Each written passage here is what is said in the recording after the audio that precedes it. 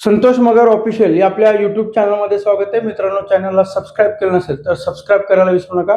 शिक्षक भरती व शैक्षणिक घडामोडी संदर्भातल्या महत्त्वाच्या अपडेट्स आपण या चॅनलला पाहतो.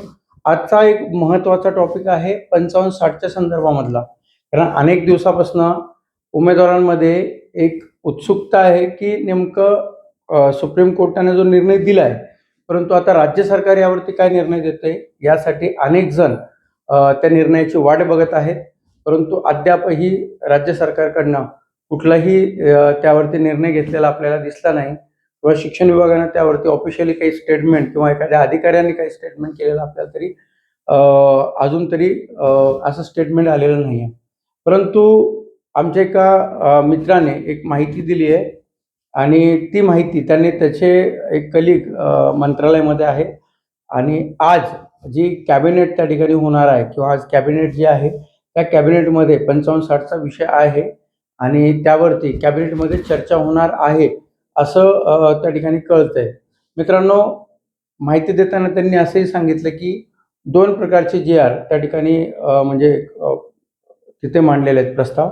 एकामध्ये की 2025 मध्ये एक ऑफिशियली शासन एक असं धोरण अवलंबेल की जो ओपनचा क्रायटेरिया त्या ठिकाणी पूर्ण करेल तर फक्त अशाच उमेदवारांना तो ओपनचा जी जागा आहे ती जागा त्यांना ती मिळेल. म्हणजे 2022-24च्या भरतीमध्ये ज्या पद्धतीनं याद्या लागल्यात तशाच याद्या ह्या 2025च्या नंतर सुद्धा त्या ठिकाणी लागतील.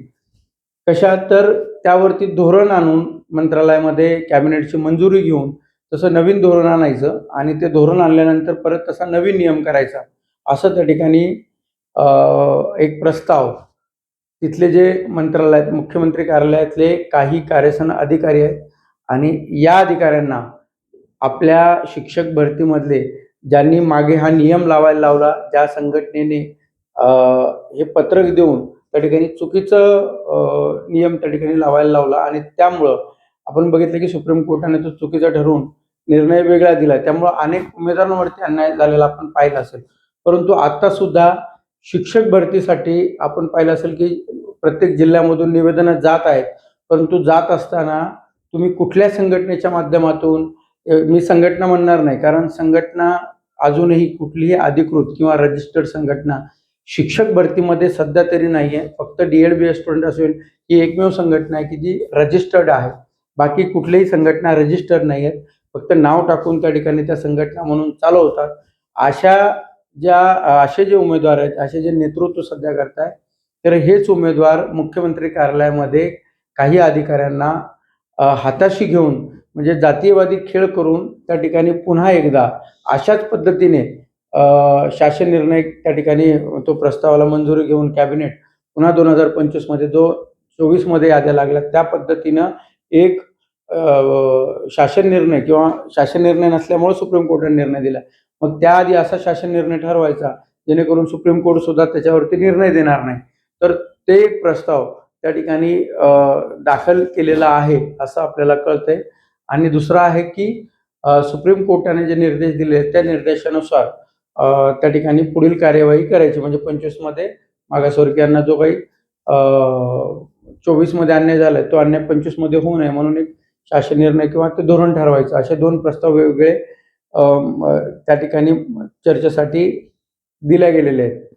आणि यामध्ये तिथले जे काही कार्यसन अधिकारी आणि काही असे अधिकारी आहेत जे अधिकारी या उमेदवारांना, जे उमेदवारांनी मागे भरतीचा सत्यानाश केला, मागच्या यादीमध्ये आयत्या वेळेला म्हणजे अंधारातून काम केलं, भविष्यात म्हणजे दाखवण्याचं वेगळं, आम्ही भरतीसाठी लढतोय, वेगवेगळे आंदोलन दाखवायचे, आम्ही आंदोलन करतोय, परंतु अंधारातून विशिष्ट गटांना सोबत घेऊन अंधारातून काम करायचं, मुलांना अंधारात ठेवायचं, हे काम मागच्या भरतीमध्ये फक्त एका निर्णयाच्या अनुषंगाने केलं गेलं आणि तेच काम पुन्हा एकदा या नवीन भरतीमध्ये जे काही होणार आहे किंवा याद्या लागणार त्या अनुषंगाने करण्याची मोहीम त्यांनी राबवलेली आहे. तुम्ही पाहत असाल की अनेक दिवसापासून आंदोलन असेल किंवा काही गोष्टी असतील त्या स्तब्ध होत्या. का होत्या की हे अंधारातून त्या ठिकाणी पत्र देणं, निवेदनं देऊन त्या ठिकाणी असं धोरण पुढे यावं म्हणून हे लोक काम करत होते. आता प्रत्येक जिल्ह्यामध्ये निवेदन देण्याचं काम करताय, परंतु अशा संघटनेना, अशा व्यक्तींच्या यूट्यूब चॅनल्सला तुम्ही अनेक जण माहिती देताय म्हणून त्या ठिकाणी बघतात, परंतु मी अनेक जणांचे बघितले की अतिशय चुकीची माहिती, काहीतरी फुगून माहिती सांगणं किंवा काहीतरी असं मुलांना असं सांगणं की एवढ्या मोठ्या जागेची भरती होणार, असं झालंय तसं झालंय म्हणताना अजिबात नाही. जी काही माहिती असेल, ऑथोराईज माहिती असेल, काय होणार माहिती असेल, मी तुम्हाला यापूर्वीही प्रत्येक माहिती ऑथेंटिक दिलेली आहे. परंतु काहीतरी फुगून माहिती द्यायची, काहीतरी एखादा छोटासा निर्णय असेल की त्याला लय मोठा निर्णय घेतला, असा घेतला तसा घेतला, व्ह्यूजसाठी जे काम सध्या सुरू आहे अतिशय चुकीचं आहे. त्यामुळं तुम्ही लोकांनी ते कोण आहेत हे ओळखून यापुढे अशा लोकांना अजिबात शिक्षक भरतीमध्ये थारा देऊ नका. कारण हे लोक ना एका विशिष्ट जातीचं नुकसान करतात असं नाही, तर सगळ्यांचंच नुकसान करतात. कारण यामुळं भरती प्रक्रिया लांबणं, त्यामध्ये सगळ्यांचं नुकसान त्यामध्ये होतं.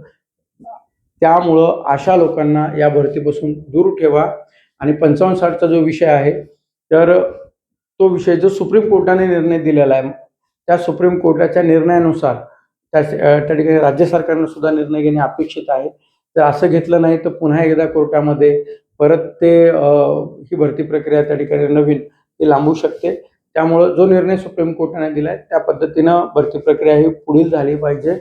परंतु असं न होता काही लोकांना, अधिकाऱ्यांना हाताशी घेऊन त्या ठिकाणी तो निर्णयाच्या विरोधामध्ये जाऊन काम करत आहेत. कोण आहेत ते मला सांगायची गरज नाही, तुम्ही ओळखा आणि अशा लोकांना अजिबात थारा देऊ नका. शिक्षक भरतीमधून हे लोक हद्दपार झाले पाहिजे. एक विशिष्ट गट घेऊन तुम्ही बघा, त्यांच्या आजूबाजू काम करणारे लोक एका विशिष्ट गटासाठी काम करताना तुम्हाला दिसतात. म्हणजे विशिष्ट गटांचे लोक आहेत, एकत्र आहेत, काम सगळ्यांसाठी करतात असं दाखवतात, परंतु अंधारातून अशा पद्धतीनं चुकीचं काम सुरू आहे. मी तुम्हाला या व्हिडिओच्या माध्यमातून ती चेतावणी देण्याचं काम करतोय. आणि 55-60च्या संदर्भामध्ये सध्या अनेक दिवसापासून भरती म्हणजे आपण बघितलं की निर्णय झालेला नाही, परंतु आज कॅबिनेटमध्ये हा विषय मांडला जाणार आहे असं मला कळालं, म्हणून मी हा तात्काळ व्हिडिओ त्या ठिकाणी बनवून तुमच्यापर्यंत पोहोचवतोय. दुसरी गोष्ट अशी आहे की जरी आज निर्णय नाही झाला तरी बाकी जे याचिकाकर्ते आहेत त्या याचिकाकर्त्याने याच्यामध्ये जाऊन मुख्यमंत्री कार्यालयामध्ये जाऊन, मुख्य सचिवांकडे जाऊन हा विषय त्यांच्याकडे सांगा, त्यांना मांडा. नाही तर पुन्हा चुकीचा काहीतरी निर्णय होईल आणि न्याय सुप्रीम कोर्टातून मिळाला परत एकदा अन्याय होण्याची त्या ठिकाणी शक्यता असू शकते. आता यादी रिवाईज होतील न होणार ते नंतरचं नंतर, परंतु चुकीच्या गोष्टी घडू नये. तो कुठलाही असू द्या, शिक्षक भरती ही सर्व जे प्रवर्ग आहेत त्या सर्व प्रवर्गाला न्याय देणारी असावी. आणि जो नेता आहे, जो काम करणारा आहे, त्याने सुद्धा काम करत असताना एका विशिष्ट हेतूसाठी किंवा एका विशिष्ट गटाला सोबत घेऊन अंधारातून काम करू नये, तर सर्व गटांना सोबत घेऊन, सर्व जाती धर्माच्या उमेदवारांना सोबत घेऊन त्यांना कसा न्याय मिळेल, ज्यांच्यावर अन्याय झाला निश्चितपणे त्यांच्यासाठी काम करा. मी सुद्धा सर्वांसाठी काम केलं, एका विशिष्ट गटासाठी काम केलं नाही. भरतीमध्ये जो न्यायिक मुद्दा आहे त्यासाठी काम केलं. तर या गोष्टी लक्षात घ्या. आणि 55-60च्या संदर्भामध्ये जे उमेदवार घरी असतील त्यांनी पाठपुरावा करायला सुरुवात करा, नाहीतर परत चुकीचा निर्णय त्या ठिकाणी घेतला जाऊ शकतो. एवढंच या ठिकाणी सांगतो. अधिक माहितीसाठी चॅनलला सबस्क्राईब करायला विसरू नका. भेटूया परत नवीन व्हिडिओमध्ये. तोपर्यंत धन्यवाद.